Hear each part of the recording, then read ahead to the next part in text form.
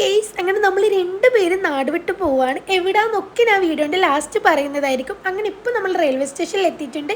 ഒരു 4:15 ആകുമ്പോൾ എത്തിയിട്ടുണ്ടായിരുന്നു. 4:40 ട്രെയിൻ ഗെയ്സ്. അപ്പം നമ്മൾ വിചാരിച്ച് എന്തായാലും ഒരു ചായയൊക്കെ കുടിക്കാം, കാരണം നോമ്പാണ്, അത്താഴം ഒന്നും കഴിച്ചിട്ടുണ്ടായിരുന്നില്ല. അങ്ങനെ നമ്മളൊരു ചായയും ഒരു ചൂട് നെയ്പ്പത്തിരിയും വാങ്ങിച്ചിട്ടുണ്ടായിരുന്നു. 5:25 ട്രെയിന് വന്നിട്ടുണ്ടായിരുന്നില്ല. കാത്തിരുന്ന് പ്രാന്ത് പിടിച്ചിട്ടുണ്ടായിരുന്നു. കാത്തിരിപ്പിനൊടുവിൽ അങ്ങനെ ട്രെയിന് വന്നു. നമ്മൾ സീറ്റ് ഉറപ്പിച്ചതിന് ശേഷം കടന്നുറങ്ങി ഗെയ്സ്. അങ്ങനെ നമ്മൾ അവിടെ എത്താനായപ്പോഴാണ് എണീറ്റിട്ടുണ്ടായിരുന്നത്. അങ്ങനെ ഇതാണ് നമ്മൾ വന്ന സ്ഥലം, മാംഗ്ലൂർ സെൻട്രൽ. അങ്ങനെ നമ്മൾ ഇവിടെ എത്തി. ഇനി ഈ ക്യൂ ഫുള്ള് കംപ്ലീറ്റ് ചെയ്തിട്ട് വേണം ഓട്ടോ കിട്ടാൻ. അങ്ങനെ ഓട്ടോ കിട്ടി ഗെയ്സ്. പക്ഷേ ഇതൊന്നല്ല കോമഡി, ഇതിൽ മീറ്റർ കാണിക്കുന്ന എമൗണ്ട് അല്ല ഇവർ വാങ്ങിച്ചിട്ടുണ്ടായിരുന്നത്. മീറ്ററിൽ കാണിക്കുന്ന എമൗണ്ടും പിന്നെ ഒരു ഹാഫ് എമൗണ്ടും കൂടി തരണമെന്ന് പറഞ്ഞിട്ടുണ്ടായിരുന്നു.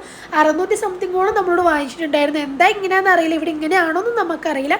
അങ്ങനെ നമ്മൾ യൂണിവേഴ്സിറ്റിയിൽ എത്തിയിട്ട് നടന്ന് പോവുകയാണെങ്കിൽ പിന്നെ നെജുവിന് ഒരു എക്സാം ഉണ്ട്, അതിന് വന്നതാണ് നമ്മളിവിടെ. അങ്ങനെ എക്സാമിന് വന്ന കാൻഡിഡേറ്റ്സിനൊക്കെ ഒരു മീറ്റിംഗ് ഉണ്ടായിരുന്നു, ഞാനും ഇരുന്നിട്ടുണ്ടായിരുന്നു. അങ്ങനെ മീറ്റിങ്ങും കാര്യങ്ങളൊക്കെ കഴിഞ്ഞിട്ട് ഞാൻ നേരെ പുറത്തോട്ടേക്ക് പോവുകയാണ്, കാരണം അവൾക്ക് എക്സാം സ്റ്റാർട്ട് ചെയ്തു.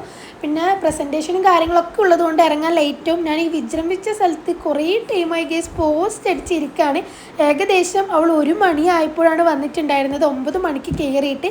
അങ്ങനെ നമ്മൾ തിരിച്ചു പോവുകയാണ്. റെയിൽവേ സ്റ്റേഷനിലെത്തി ഭയങ്കര ക്ഷീണത്തിലാണ് നെജു. അപ്പോൾ അത്രയേ ഉള്ളൂ.